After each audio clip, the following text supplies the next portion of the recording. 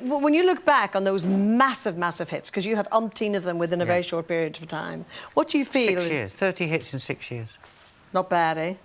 30 hits in 6 years. And it don't seem a day too much. But what sort of memories does it all sort of stir up, at the excitement at that time? That's a huge store of every kind of memory you can think of. I mean, we did a career in 6 years, you know. Now I'm doing it again. You're doing it again. I was just saying, you know, before you came in, you don't slow down at all, do you? Yeah, what I say is I can still do the same things, but not for as long. Now,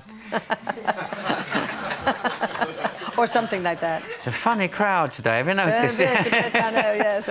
The wife did, yeah. Anyway. And I think that's not bad, is it? Where you can still do the same. I mean, you're not timed. Well, yeah, I am timed, really. No, but it's like 50 years in the business, though. I used to do a 2-hour act. Now I can't do a 2-hour act. I do an hour and a quarter. That'll do very nicely. Yeah. And so, in the middle of this tour, obviously, all over the country. Yeah, literally all over the country, and then on to Germany. Days in Berlin, Hamburg. Also, yeah, you will sing the skiffle, yeah? Do you know what I think? Because skiffle still goes down so very well, and in fact, you know, some of the boys, like Bill Wyman, for example, last year had a skiffle concert at the Albert Hall. Well, and so I'll be at the Albert Hall with Bill this year. Oh, will you? In April, yeah. What's the history of skiffle?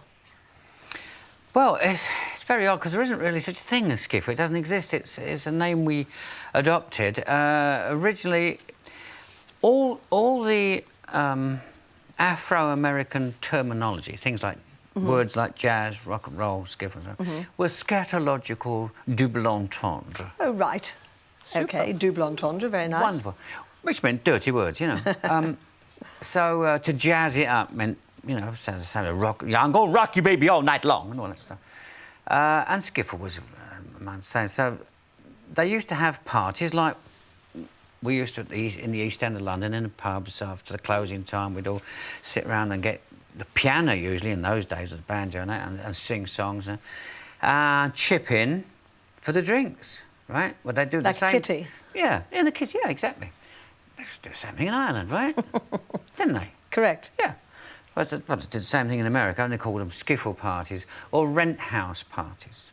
What, to save up for somebody's rent? Yes, exactly. They took up a share out of the kitty and they got the rent for the week, you know. Yeah.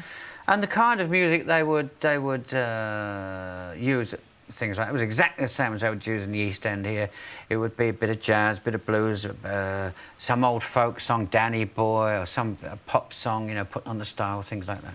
And so we thought, well, that's really roughly what we're doing. We just called it skiffle. Called it skiffle. Yeah. And did all the... I mean, I know you played guitar and everything, but were all the other instruments supposed to be homemade and, you know, like the washboard? Well, it wasn't supposed to be anything. You could use what you like. I mean, we have never used homemade instruments because at the time when I started doing all this, I was part and parcel of a professional jazz band. So we had professional instruments, we had full drum kit and amplifiers and all that.